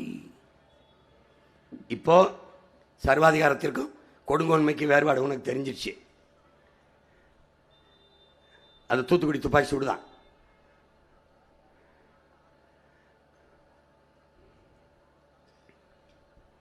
சொந்த நாட்டு மக்களை சுட்டுக் கொள்ளுகிற ஒரு ஆட்சியை நீங்க பார்த்திருக்கியா? பாருதான். இப்போ இதே மாதிரி ஆந்திர காட்டுக்குள்ள செம்மரக்கட்டையை வெட்டவை போயிட்டோம்ட்டு சந்திரபாபு நாயுடு ஐயா முதலமைச்சராக இருக்கும்போது, போன தடவை இருக்கும்போது சுட்டு விட்டாப்ல. இப்போ அது சர்வாதிகாரம்ங்கிறது அது அந்த மாதிரி ஆட்சி முறைனா, முறைப்படி சட்டப்படி இவர் வெட்டிட்டாங்க அப்படின்னு சான்றுகளோடு பிடிச்சு கைது பண்ணி சிறையில் அடைச்சிருந்தா, தமிழ்நாட்டு அரசு இவருக்கு செய்யலைனாலும் அந்த குடும்பம் சார்ந்தவங்க ஒரு வழக்கை போட்டு நீதிமன்றத்தில் வழக்காடி ஒரு வருஷம் இல்லைனாலும் 6 மாதம் வழக்காடி வெளியில் எடுத்து வந்திருப்போம். அது சர்வாதிகாரம். ஆனால் சுட்டு போட்டாம்பார், மரக்கட்டையா சுட்டு போட்டாம்பார், அது சர்வாதிகாரம் இல்லை. உடன் பிறந்தவனே, கொடுங்கோன்மை, பயங்கரவாதம், அரச பயங்கரவாதம், அரச கொடுங்கோன்மை. தூத்துக்குடியில் இருந்த துப்பாக்கி சூடு அரச பயங்கரவாதம். போராடின மக்கள் தங்கள் கோரிக்கையை நிறைவேற்றி ஆக வேண்டும் தீவிரமாக போராடின தீவிரவாதம். அந்த மக்களை சுட்டு வீழ்த்தியது பயங்கரவாதம், அரச பயங்கரவாதம். தீவிரவாதத்துக்கும் பயங்கரவாதத்துக்கும் வேறுபாடு, சர்வாதிகாரத்துக்கும் கொடுங்கோன்மைக்கும் வேறுபாடு விளங்கிருச்சுன்னு நினைக்கிறேன். எனக்கு பாடம் நடத்துகிற பேராசிரியர் கூட இப்படி நடத்த கிடையாது, உங்களுக்கு இப்படி நடத்திக்கிட்டு இருக்கேன் பார்த்துக்க. இப்போ ஒரு நேர்மையாளன் சர்வாதிகாரியாத்தான் இருக்க முடியும். யாரு? தமிழ் சமூகத்தின் அறிவு சொத்தாக இருக்கிற, பேரறிஞனாக இருக்கிற நம்முடைய ஐயா இறையன்பு. அவர் என்ன சொல்றார்? ஒரு நேர்மையாளன் சர்வாதிகாரியாகத்தான் இருக்க முடியும். அதுக்கு சான்று உங்க மகன் காட்டுறன் பாரு. எப்படி சர்வாதிகாரம்னா என்ன, அன்பான சர்வாதிகாரம்னா என்ன? அன்பான சர்வாதிகாரம், அன்பான என்னன்னா தன்னலமற்று மக்களின் நலன், நாட்டின் நலன், பிறரின் நலன், அதான் அன்பான. எதுக்கு சான்று காட்டுறேன் பாரு. இப்போ இது ஒரு பனை, எளிய உதாரணம், பனை மரம். இந்த பனை மரம் எடுத்தவனே அதுவா பனை ஆயிருதா? இல்லை. அப்ப எப்படி வரும்? கருக்கு குட்டியா வரும், கருக்கா வரும். இந்த பாரு, இங்க பாரு எப்படி வருது. இந்த பனையாவதற்கு முன்பு எப்படி இருந்துச்சு? இப்படி இருந்துச்சு. எப்படி இருந்துச்சு? இப்படி இருந்துச்சு. இது எப்போ பனையாகுது? இங்க பாரு, எப்போ பனையாகுது? எப்போ உனக்கு பனையாகி பலன் தருது, நொங்கு தருது, பதநீர் தருது, கருப்பட்டி தருது, கல் தருது. எது இப்போ எப்படி எப்போ பனையாகுது? பாரு ராஜா, இங்க பாரு. ஒருத்தன் இந்த மட்டையை கத்தியை வச்சு பனையின் இடுப்பை இப்படி கீறி மட்டையை கழிக்கணும். இப்போ என்னது? பனைக்கு இடுப்பில் இப்படி கீறாம்பார் உடம்புல, பனைக்கு வலியை பொருள்படுத்தாமல் விட்டுட்டா பனை அப்படியே பனையை கருக்கா இருந்து பனையாகாது, பலனும் வராது. அப்போ பனைக்கு ஏற்படுகிற அந்த தற்காலிக வலியை பொருள்படுத்தாமல் அதை உடம்பை கிழிச்சு மட்டையை கழிச்சு பனையாக்குறானே, அதுதான் தன்னலமற்ற அன்பான சர்வாதிகாரம். புரிஞ்சிருச்சா? புரிஞ்சிருச்சா? இங்க பாரு எப்படி வேலை செய்யறான் பாருடா. இவன் தாண்டா இந்த பனைய ஆக்குறான், பனைய ஆக்குறான். உனக்கு புரியுதுன்னு நினைக்கிறேன். இது என்னன்னு பார்த்தீங்கன்னா, இப்போ இந்த ஆசிரியர் பாடம் நடத்துகிறாங்க. ஆசிரியர் இப்போ பாடம் நடத்தும்போது, ஆசிரியர் பாடம் நடத்தும்போது பாடம் பிள்ளைக்கு மண்டையில் ஏறலை, கவனத்தில் போய் சேரலை, நினைவில் நிற்கலை. அப்போது இந்த பாடத்தை செல்லக்குட்டி தம்பி 3 முறை ஏட்டில் வீட்டு பாடமாக எழுதி வா என்று சொல்கிறாங்கன்னு வச்சுக்கிது. அது அந்த மாணவன் பார்வையில் அந்த ஆசிரியர் சர்வாதிகாரியாக தெரிவார். ஐயோ இந்த டீச்சர் ஐயோ ஐயோ அப்படின்னு. ஆனால் ஆசிரியருக்கு ஏதாவது நன்மை இருக்கா? இல்லை. மாணவனின் நலன். அந்த ஆசிரியர் மாணவன் பார்வையிலே ஆசிரியர் சர்வாதிகாரி, ஆனால் அதில் தன்னலமற்ற அன்பான சர்வாதிகாரம். பயன் என்ன? மாணவனின் எதிர்காலம். அதான்டா தன்னலமற்ற அன்பான சர்வாதிகாரம். இந்த பாரு, மாணவன் என்னப்பா, ஐயோ அந்த வாத்தியார் வீட்டு பாடம் கொடுப்பாப்ல. இதான் அந்த ஆசிரியரின் கண்டிப்பு என்பதே தன்னலமற்ற அன்பான சர்வாதிகாரம். ஏன்னா ஆசிரியர் இங்கே பாரு, அவன் செதுக்கினதுனால தான் இன்னைக்கு உலகத்தில் மாபெரும் பேரறிஞர்கள் வந்திருக்கான். அவன் செதுக்கினதுனால. அலெக்சாண்டர் சொல்றானடா, என்னை பெற்று இந்த உலகத்திற்கு கொடுத்தது வேணா என் தாய் தந்தையராக இருக்கலாம், ஆனால் அலெக்சாண்டர் யாருன்னு உலகத்துக்கு காட்டியவன் என்னுடைய ஆசிரியன் அரிஸ்டாட்டில்ங்கிறானடா. அந்த ஆசிரியனுடைய கண்டிப்பு இருக்குல்ல, அவனுடைய அணுகுமுறை இருக்குல்ல, அதுக்கு பேர் தன்னலமற்ற அன்பான சர்வாதிகாரம். இது யார் பாரு, இது எனக்கே நடந்தது. தெருவில் விளையாடிக்கிட்டு இருப்போம், சின்ன குழந்தையா இருக்கும்போது எனக்கு நடந்தது. எங்கள் அம்மா அப்படி போகும்போது, ஐயா ஐயா பசியோடு இருக்காதையா, ஏறு பொழுது மயக்கம் வந்துடும், சாப்பிட்டு போய் விளையாடியா. சரிம்மா. அப்புறம் விளையாடிட்டு திருப்பி வந்து, ஐயா சொல்கிறேன்னு கேளியா, போய் சாப்பிட்டு வந்துடுறியா. இந்த மாதிரி விளையாடிட்டு இருப்போம். அம்மா சொல்லும், சாப்பிட்டு போய் விளையாடுப்பா. விளையாட மாட்டோம், விளையாடிட்டே இருப்போம். அப்போ ரொம்ப நேரங்கள் திருப்பி வந்து, உனக்கு அறிவில்லை, எத்தனை தடவை சொல்கிறது, ஏண்டா சாப்பிட்டு வந்து விளையாட கேட்க மாட்டேன், எவாடா. அப்போ அம்மாவை பார்க்கும்போது மயன், ஏன் அம்மா அப்படி நடந்துக்கிறது, சர்வாதிகாரம் மாதிரி நடந்துக்கிறது அப்படின்னு. ஆனால் மகனின் பார்வையில் தாய் சர்வாதிகாரி. தாயின் பேரன்பு தான் தன்னலமற்ற அன்பான சர்வாதிகாரம். அதில் யார் இருக்கு? இந்த தாயே சாப்பிட்டா சாப்பிடு, சாப்பிடலைன்னா போ, எப்படியா போ அப்படின்னா பிள்ளையா இருக்குமா பேயா இருக்குமான்னு பார்த்துக்க. இந்த தாயின் பேரன்பில் தான் ஒரு மகன் ஆகச் சிறந்த மனிதனாக உருவாகிறான், வளர்கிறான். ஆசிரியரின் கண்டிப்பும் தாயின் வளர்ப்பும் தான் ஒரு மகனை மனிதனாக மாற்றுகிறது. அதுக்கு பேர் தான்டா தன்னலமற்ற அன்பான சர்வாதிகாரம். விளங்கிடுச்சு? ஓ மகன் உன் மகள் பீஸா பர்கரு அது இது கோக்கு அந்த கிரில்டு சிக்கன் இது மாதிரி ஜங்க் ஃபுட்டா சாப்பிட்டால் நீ அனுமதிப்பாய் என்றால் அன்பான சர்வாதிகாரம்னா உனக்கு புரியாது. அனுமதிக்க மாட்டேன், தடை செய்வேன். நம் பாரம்பரிய உணவை இதை சாப்பிடியா, தோசை இருக்கு, இட்லி இருக்கு, இடியப்பம் இருக்கு, இந்த இருக்கு, இந்த காய்கறி சாப்பிடு, இது சாப்பிடுப்பா என்று சொல்வேன். என்று சொன்னால் பால்குடி முட்டைக்குடி என்று ஊட்டமான உணவை கொடுத்து வளர்ப்பேன், அந்த ஜங்க் ஃபுட்டை தடுப்பேன் என்று நீ சொன்னால் நீ என்னோட கருத்தில் உடன்படுகிறாய். நீ தாயின் பேரன்புக்கு வந்து விட்டாய், தன்னலமற்ற அன்பான சர்வாதிகாரத்துக்கு வந்து விட்டாய். இல்ல அவன் பீஸா திங்கிறான், பர்கர் திங்கிறான், எண்ணத்தை தின்னு செத்து போறான் அப்படின்னா நீ கொடுங்கோலன். யாரு? நீ அப்பனா இருக்கவே லாய்க்கல, அவன் நீ கொடுங்கோன்மை. ஒரு ஆசிரியர் வந்து படித்தா படி, படிக்கலைன்னா போ, எனக்கு மாசமான சம்பளம், இப்படி இருந்தா எப்படி இருக்கு? இதை ஏற்கிறியா? நீ ஏற்றாலும் ஏற்ப, காசு கோட்டு போட்டவன் தான் நீ. இங்கே பாரு, இது எனக்கே நடந்தது. எனக்கு நடந்தது தான் சொல்கிறேன். இந்த அம்மா கையை கட்டுது, எங்கள் அம்மா விளக்கமாக எடுத்துகிட்டு வந்துட்டாங்க. எத்தனை தடவை சொல்லிட்டு, ஏண்டா சாப்பிட்டு போய் விளாட மாட்டேன், காதை பிடிச்சி திரு வந்துட்டு போய் சாப்பிடலாம் அப்படின்னு வீட்டை விட்டு வெளியில் வந்தால் கொண்டு போயிருவேன் அப்படின்னு. அப்போ என்னை பார்க்கும்போது எங்கள் அம்மாவை பிடிக்கல, 2-3 நாள் பேசலை. இப்போனா என் தாய் வச்சிருந்த பேரன்பை நான் புரிஞ்சுக்கிறேன். பிள்ளை பசியில் இருக்கக்கூடாதுன்னு நினச்ச பேரன்பை புரிஞ்சுக்கிறேன். அப்போ அந்த வயசில் எனக்கு தெரியல. இதுதான் தாயின் பேரன்பு. இந்த படிக்காத பிள்ளைய படிக்க வைக்கிறது. இந்த அணைக்கிறா பத்தியா, இந்த அணைச்சிக்கிறா பாரு, இதுக்கு பேர் தான் தன்னலமற்ற அன்பான சர்வாதிகாரம்.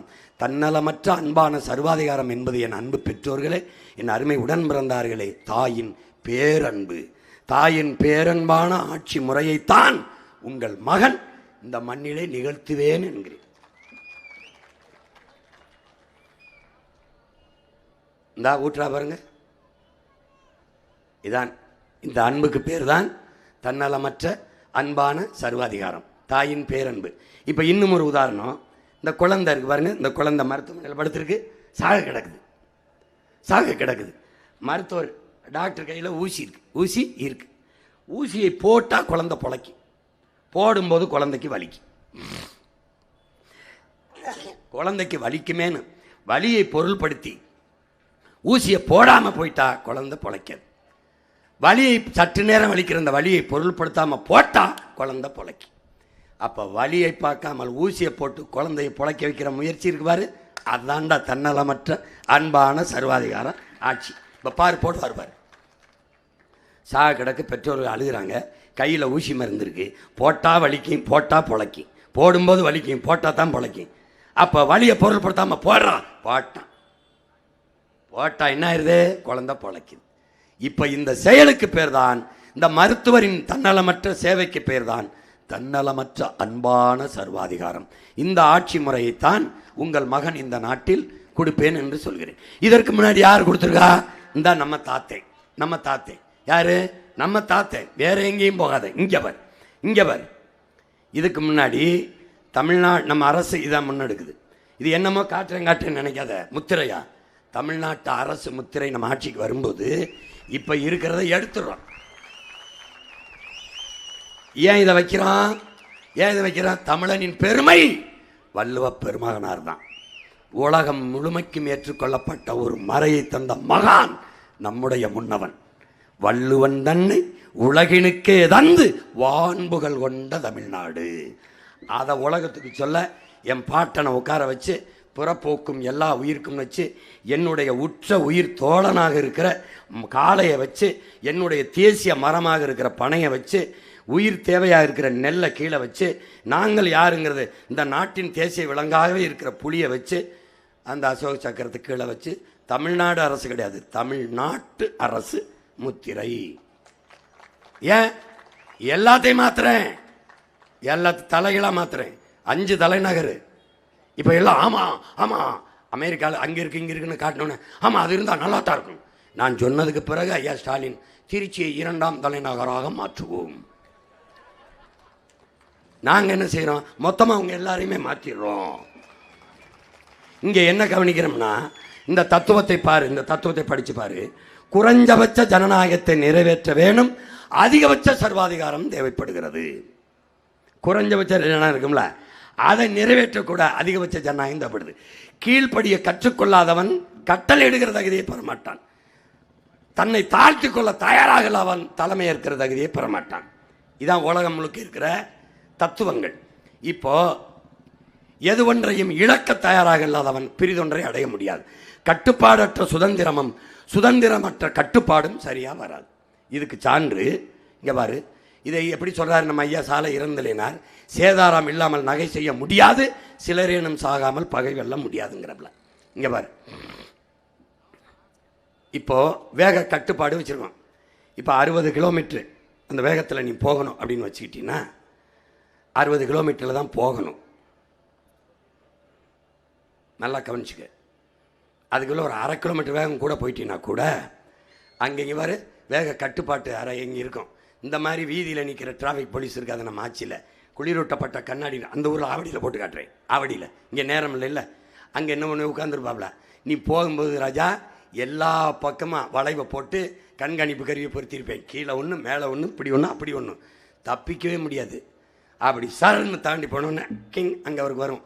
வண்டி எண்ணம் படம் எல்லாம் வந்துடும். அடுத்த நிறுத்தத்தில் குறுக்க வந்து நின்றுவாப்புல. இவர் இது யாரு, நீங்கள் தானான்னு கேட்பாப்புல. அந்த குறைஞ்சபட்ச ஜனநாயகத்தை காப்பாற்ற அதிகபட்ச சர்வாதிகாரம் தேவைப்படுது. இதில் தான் தோன்றித்தனமாக எல்லா இடத்தையும் எப்படி வேணாலும் போவான். இந்த சர்வாதிகாரம்ங்கிறது எப்படி பாருங்க, இங்கே பாருங்க. நம்ம ஐயா தமிழ் அறிவின் அடையாளமாக இருக்கிற நம்ம ஐயா அப்துல் கலாம் சொல்கிறாங்க, என் நாட்டு மக்கள் என் நாட்டை விட்டு உலகத்தின் எந்த நாட்டுக்கு போனாலும் அந்த நாட்டு சட்டத்திட்டத்தை அப்படியே கடைப்பிடிக்கிற என் நாட்டு மக்கள் நம் நாட்டுக்கு சொந்த நாட்டுக்கு வந்தால் அந்த சட்டத்திட்டத்தை எதையுமே கடைப்பிடிப்பதில்லை. காரணம், இந்த நாடு கொடுத்துருக்கிற அளவு கடந்த சுதந்திரம். அதை தான் உங்கள் மகன் என்ன சொல்கிறேன், கட்டுப்பாடற்ற சுதந்திரமும் சுதந்திரமற்ற கட்டுப்பாடும் சரியாக வராதுங்கிறேன். அவர் சொன்னது தான். இந்த பாரு, அவர் அப்படி சொல்கிறாரு, நான் அப்படி சொல்கிறேன். இப்போ என்ன செய்கிறாருன்னா, எப்படி எந்த நாட்டுக்கு போனாலும் கடைபிடிக்கிறான். மலேசியா போனால், சிங்கப்பூர் போனால், துபாய் போனால், அரபு நாடு போனால், அமெரிக்கா போனால், ஆஸ்திரேலியா போனால், அந்த நாடு என்ன சட்டம் சொல்லுதோ அதை அப்படியே கடைபிடிக்கிறான். ஆனால் இங்கே பாரு எப்படி ஒழுங்காக இருக்கான் பாரு, அந்த நாட்டில் எப்படி பாதை எப்படி கிடக்கிறான், எல்லாம் சரியாக இருப்பான். சொந்த நாட்டில் சாலையில் ஒன்று கடிச்சு விடுவான் பாரு, குப்பையை தாறுமாறாக போடுவான். எப்படி போடுறான் பார்த்துக்க, சரி புருன்னு போவான், வண்டி எப்படி நிறுத்துவான், அப்படி ஓட்டுவான். இது என்னங்கள் புரியுதா? அதுதான் அவர் சொல்கிறாரு, ஒழுங்குக்கு வராதுன்றப்பல. இப்போ நீங்கள் கேட்டீங்கள, அந்த தன்னலமற்ற அன்பான சர்வாதிகார ஆட்சியை செய்தது யாருன்னு? நம்ம தாத்தன் தான். நம்ம தாத்தன் பெருந்தலைவர் காமராஜ். இந்த வார காட்டுறேன் பாரு என்ன செய்கிறாருன்னா, வைகை அணையை கட்டுறாரு. வைகை அணையை கட்டுறாரு தாத்தா. அது நீரை தேக்கி பாசனத்துக்கு பயன்படுத்தணும், வேளாண்குடி மக்களை வாழ வைக்கணும்னு முடிவெடுத்துட்டாப்புல. இப்போ என்ன செய்கிறதுன்னா, 20 கிராமத்தை வெளியேற்றுறாரு. அதில் நம்ம ஐயா கவிப்பேரரசு வைரமுத்து கிராமமும் இருக்குது, அவர் கவிதையிலே எழுதுனது இருக்குது. ஆனால் இந்த மக்களுக்கு மாற்று இடத்தை கொடுத்துட்றாரு. நீங்கள் அதான் அன்பான சர்வாதிகாரம். கொடுங்கணும்னா போடா இல்லா போரான்னு சுட்டு அப்படிலாம் சொல்லலை, அழகாக கெஞ்சி இந்த இடத்துல போய் குடியிருங்க ஐயா என் பிள்ளைகளேன்னு கொடுத்துட்டு, அதுக்கு இழப்பீடும் கொடுத்துட்டு, இந்த 20 கிராமத்தில் இருக்கிற நிலப்பரப்பை எடுத்து வைகணையை தாத்தா கட்டுறார். நல்லா கவனிச்சுக்க. கட்டிட்டாரா? கட்டிட்டு திறக்க போகிறாப்புல. திறக்க போகும்போது இன்னைக்கு பல மாவட்டம் செழித்து வளருது. வரக்கூடாதுன்னு 300 பேர் கருப்பு கொடியை காட்டிக்கிட்டு, காமராஜே திரும்பி போ, வராதே, போராட்டம். அப்போது உள்ளே இருந்தவங்க ஓட்டுநர்லாம் ஐயா திரும்பி போயிடலாம்ங்கிறாங்க. தாத்தா என்ன சொல்கிறாரு, இப்படி விலைக்கு ஓட்டுன்னே, இப்படி விலைக்கு ஓட்டன்னே, திரும்பி போயிட்டு போ. மறுபடி வண்டியை விலைக்கு ஓட்டி போகிறாப்புல. வர வேண்டாம் வர வேண்டாம்னு சொன்னவங்க 300 பேர் அங்கே போனால் வண்டியை விட்டு இறங்கினா 10,000 பேர் மாலையோடும் தாளத்தோடும் பூவோடும் ஆரத்தியோடும் காத்திருக்கான். பெருந்தலைவரே வாங்க, எங்கள் தெய்வமே வாங்கன்னு, வாழ வச்ச தெய்வமே வாங்கன்றான். இப்போ இறங்கினவன தாத்தா திரும்பி போகலாம்னு சொன்னவர்கிட்ட கேட்குறாரு, எதை பார்க்க சொல்கிற, எதை பார்க்க சொல்கிற, 300 பேரையா 10,000 பேரையாங்கிறப்பல விளங்குதுன்னு நினைக்கிறேன். அப்போது இதை தான் நம்ம தாத்தே இளந்தரையினார், சேதாரம் இல்லாமல் நகை செய்ய முடியாது, சிலரேனும் சாகாமல் பகை வெல்ல முடியாதுங்கிறான். 1000 பேர் வரவேற்கிறான். இன்னைக்கு வைகை அணையில் இருந்து பல மாவட்டங்கள் பயன்பெறுதென்றால், அதே மாதிரி தான் ஆலியார், கோயம்புத்தூரில் ஆலியார் அணை செழிப்பாக பல ஆயிரக்கணக்கான ஏக்கர் பயன்பெறுதென்றால் அந்த மகனின் தன்னலமற்ற அன்பான சர்வாதிகாரம். எப்படி கேரளாவில் இந்த மலை இருக்குல்ல, இந்த காற்றுல மலை, இந்த மலைக்கு அந்த பக்கம் தண்ணி கிடக்கு, சும்மா கிடக்கு.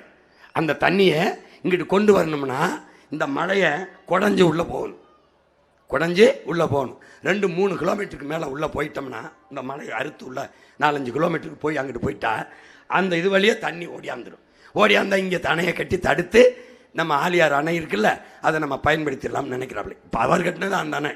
இப்போ என்ன செய்கிறாரு, இந்த மலையை குடைகிறார். இங்கே பாரு, இன்னைக்கு இருக்கிற நுட்பம், இன்னைக்கு எல்லாம் அப்படி ட்ரில் போடுறது, கரகரன்னு அறுக்கிறது, அதெல்லாம் இருக்குது. இன்றைக்கி அப்படி சரசரசன்னு அறுத்து ஒரு மாதத்தில் எடுத்து விட்டு போயிடுவான், ஒரு வாரத்தில்.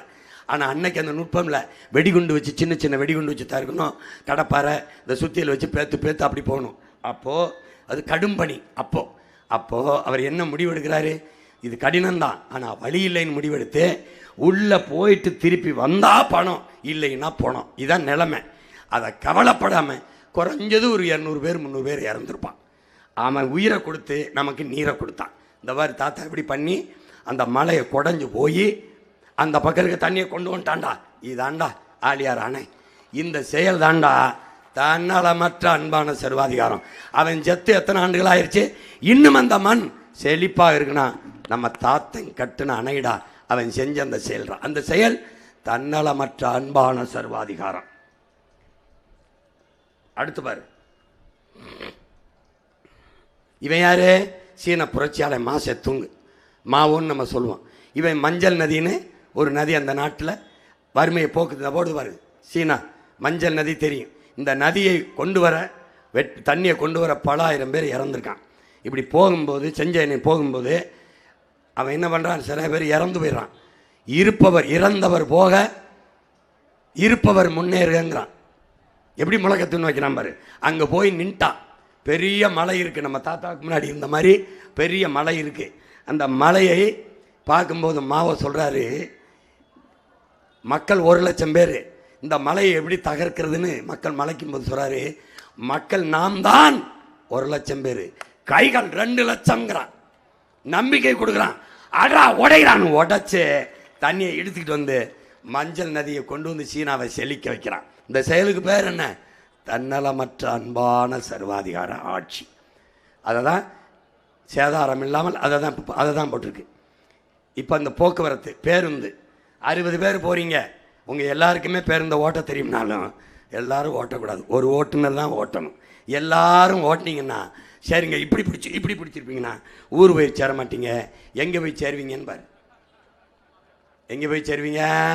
எல்லாரும் அப்படி ஓட்டு இப்படி ஓட்டுனா ஊருக்கு போக மாட்டீங்க, மேலே போயிடுவீங்க.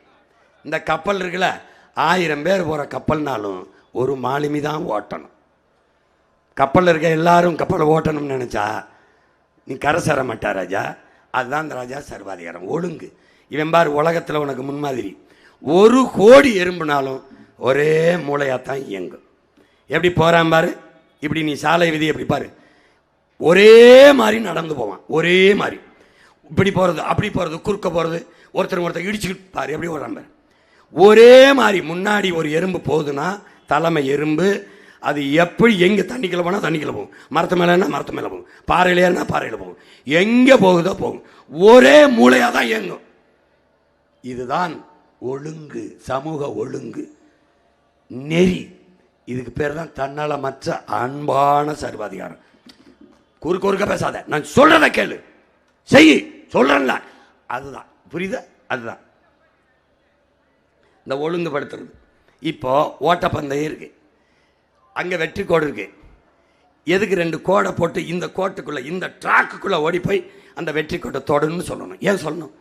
ஓடி போய் தொடுன்னா இவனை இடிப்பான், இவனை இடிப்பான், ஒருத்தன் போய் அங்கே கோட்டை தொட மாட்டான்.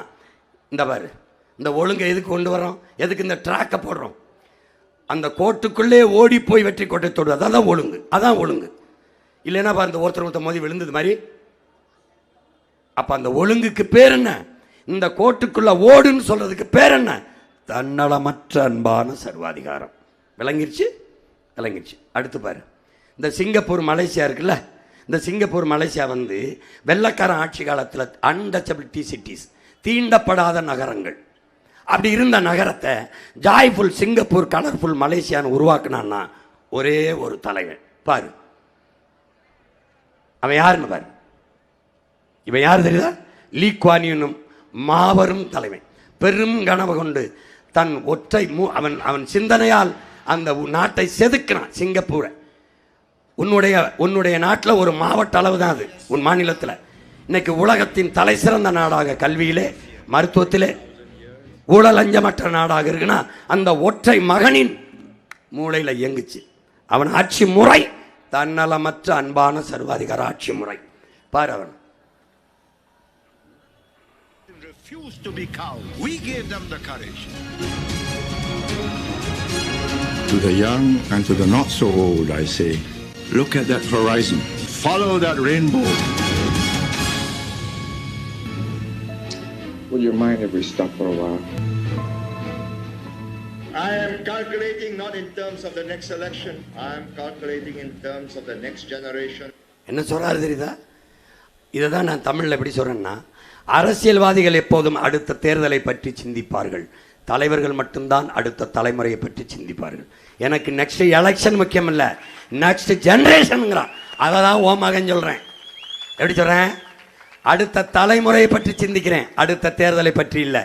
அடுத்த தேர்தலில் வெற்றியடை நினைச்சிருந்தால் நான் 5000 தாரேன், இல்லை 50,000 கூட தாரேன், உனக்கு வீட்டுக்கு ஒரு ஹெலிகாப்டர் தாரேன். சொல்ல முடியுமா? முடியாது. ஏன்? நான் உன்னை ஏமாற்ற தயாரா இல்லை. என் ஆத்தாளையும் அப்பனையும், என் அண்ணனையும் தம்பியவும், என் பிள்ளைகளையும் என் தம்பி தங்கைகளையும் ஏமாற்ற தயாரா இல்லை.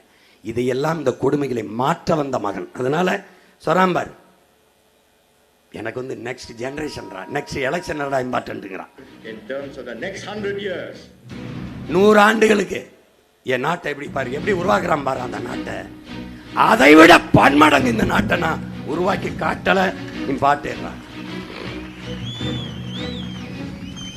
ஒரு சிற்பி போல உன் மகன் என் தாய் நாட்டை செதுக்குவேன். லீ குவான் வேலை முடியும், உங்க மகன் சீமானால முடியாதா? எப்படி கட்டமைச்சிருக்கான் பாரு நாட்டை.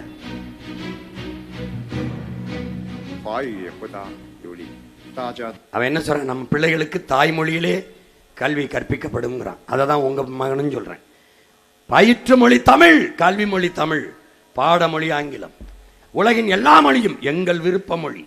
எம்மொழியும் கற்போம் நாங்கள் வாழ, எம்மொழி தமிழ் கற்போம் எங்கள் இனம் வாழ.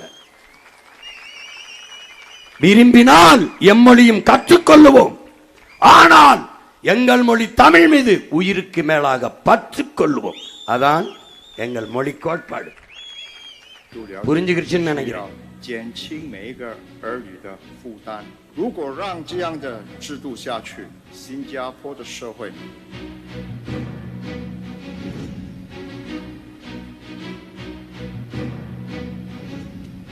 எப்படி பார், மரத்துக்கு எப்படி ஒரு வளமும் இல்லை, கடல் தான். ஒரு வளமும் இல்லை, பெரிய நிலமும் இல்லை, கடல் தான். ஆனால் எனக்கு எல்லா வளமும் இருக்கு. எப்படி பச்சையாக்கிட்டார் பாரு. இதை உன் மகன் என்ன சொல்றேன், 10 ஆண்டு பசுமை திட்டம், பல கோடி பனை திட்டம். அதுக்கு மரக்கண்டை நட வளர்க்க பல ஆயிரம் பேருக்கு வேலை கொடுத்த அரசு பணியில் 10 ஆண்டுகளில் என் பூமியை, என் தாயை பச்சை போர்வையால் போத்தி விட்டுருவேன். புவி வெப்பமாகுது, பருவநிலை மாறுது, மழை பெய்யல, காற்று நஞ்சாயிருச்சு, ஏர் பொல்யூஷன் ஆயிடுச்சு, காற்று, அந்த கதையே இருக்காது. மரம் நடுவதை ஒரு கலாச்சாரமாக உருவாக்குவேன். பிள்ளை பிறந்துருச்சா பேர் வைக்கிறதுக்கு முன்னாடி ஒரு பேரை வச்சு மரத்தை வச்சிடணும். 2 வயசா 2 மரம், 3 வயசா 3 மரம், 4 வயசா 4 மரம் நடணும். 1000 மரம் நட்டு விட்டால் சிறந்த தமிழ் தேசிய குடிமகன் விருது, மரணத்தில் அரசு மரியாதை. 100 மரம் நட்டால் ஊக்கத்தொகை, பரிசு தொகை, பாராட்டு. 10 மரக்கன்றுகளை நட்ட மாணவனுக்கு 10 மதிப்பெண்கள், பாராட்டு மதிப்பெண்கள். மாத்திரம் பாரா நாட்டை இந்த பரதேசி பயிலுமே நினைச்சுக்கிட்டியா? மரம் நடுவோம், மழை வருவோம். எங்க நடுவ, எங்க நடுவ பாரு. Oh, stop it. பாரு, என்னைய மாதிரியே பேசுவான் பாரு. Restore discipline, then argue your case. Whoever governs Singapore must have that iron in him, or give it up. This is not a game of cards. This is your life and mine. I spent a whole lifetime building this. இவன் யார் தெரியுதா? இவனை போய் தட்டுனா, இந்த ஃபர்கானோ பாசா இருக்குல்ல, ஃபர்கானோ பாசா, அதை தட்டுனா, சீமான்னு தட்டினா இவர் வந்துடுவாப்புல. டே, அவனுக்கு தெரியுதுடா நான் சொல்கிறத அவன் நிறைவேற்றியிருக்கான்னு. அந்த இப்ராஹிம் ட்ரோரே அந்த வலையொலியில் வந்து அந்த நாட்டின் ஆப்பிரிக்காவில் ஃபர்கானோ பாசாவுடைய சீமான் அப்படின்னு போட்டால் இப்ராஹிம் ட்ரோரையை காட்டிடும். என் கனவர்களை, என் கனவை ஒரு 35 வயது இராணுவ வீரன் செயல்படுத்திட்டான். அந்த நாட்டை ஆப்பிரிக்காவில் இருந்து அந்த ஃபர்கானோ பாசாங்க அவன் தாய் நாட்டடா மாற்றிட்டான். இந்த எப்படி மாத்திரான் பாருங்க. ஏண்டா 35 வயசு பையனால் முடியாது, என் கனவை அவன் நிறைவேற்றிதான், என்னால் முடியுமா முடியாதா பாரு. பாரு எப்படி பண்றாங்க.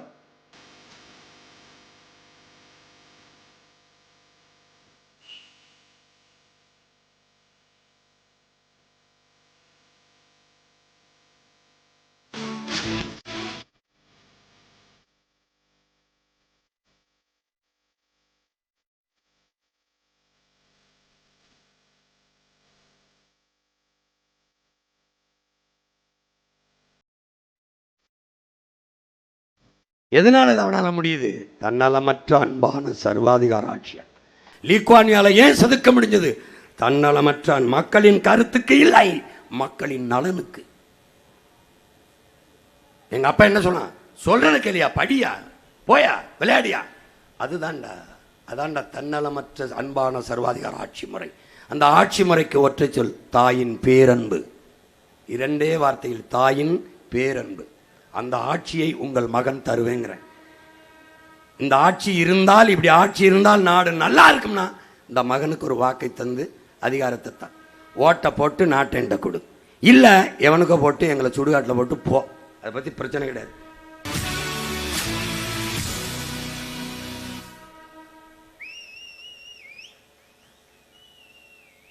இந்த பாரு ஒரு முதியவன் ஒரு மோட்டர் பைக்கில் 4 பேர் போகிறது. இங்கே பாரு எப்படி ஒரு தாந்தோண்டித்தனம், கடையில் தெருவில் உட்காந்து குடிக்கிறது. இந்த ஒழுங்கெல்லாம் இந்த ஒழுக்கச்சிதைவெல்லாம் மாற்றி கொண்டு வருவது தாயின் பேரன்பு, தன்னலமற்ற அன்பான சர்வாதிகார ஆட்சி முறை. அதுதான் உங்கள் பிள்ளைகள் எங்களுடைய கனவு. அதை நிறைவேற்ற இந்த ஒரு கால்கள் வழிநடத்தி செல்கிற பிள்ளைகள் அல்ல நாங்கள், எங்கள் கனவு வழிநடத்தி செல்கிற பிள்ளைகள். நல்ல நோக்கத்தை கொண்டிரு, அதுவே உன்னை வழிநடத்தி செல்லுங்கிறான். நான் நல்ல நோக்கத்தை கொண்டிருக்கிறனால தான் அது என்னை வழிநடத்தி செல்லுது. என்ன சொல்லுது? இதில் எவனோடும் கூட்டணிக்கு போயிடாத, நீ தனியாக நில்லு, தனிச்சு நில்லு. செய்கிறதுக்கு என்ன காரணம்? அது சொல்லுது, போயிடாத. அந்த தன்னலமற்ற அன்பான சர்வாதிகார ஆட்சி முறையை இந்த மண்ணில் வழங்கி ஒரு மகத்தான நாடாக என் நாட்டை ஒரு சிற்பி போல செதுக்கி செதுக்கி உருவாக்குவேன் என்கிற உறுதியை என் அன்பு சொந்தங்களுக்கு, என் அருமை பெற்றோர்களுக்கு, என்னிலும் இளைய என் தம்பி தங்கிகளுக்கு கொடுக்கிறேன். நீங்கள் நம்பிக்கையோடு இந்த மகனுக்கு வாக்கு செலுத்துங்கள். இந்த நிலத்தில், இந்த தேர்தல் களத்தில் வரலாறு உங்களுக்கு ஒரு பெருவாய்ப்பை தந்திருக்கிறது, மாற்றத்தை நிகழ்த்தக்கூடிய வாய்ப்பை.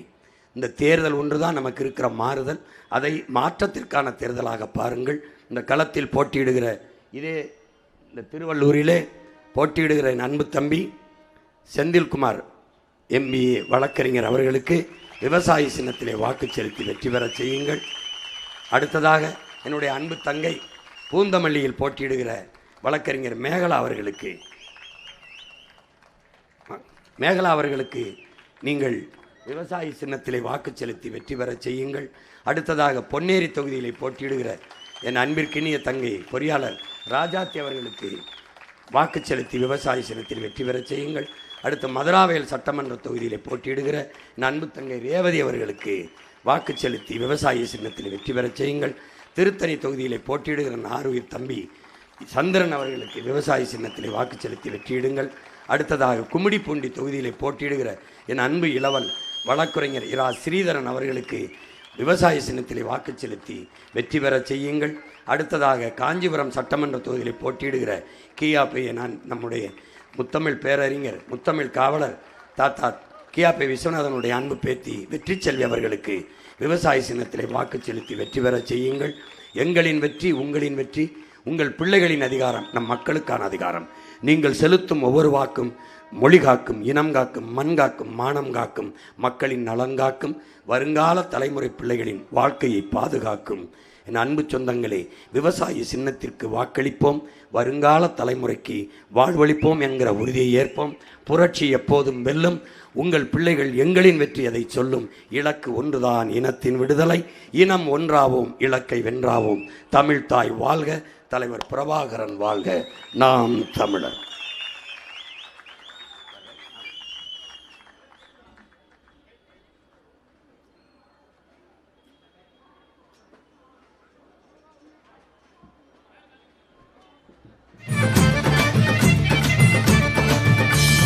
கற்சார்பு பொருளாதாரம் எங்க கொள்கங்க, கற்சார்பு பொருளாதாரம் எங்க கொள்கங்க, காசு மார்க்கு பொருளாதாரம் உங்க கொள்கங்க, காசு மார்க்கு பொருளாதாரம் உங்க கொள்கங்க, நாட்டு மக்கள் நலம் எல்லாம் எங்க கொள்கங்க.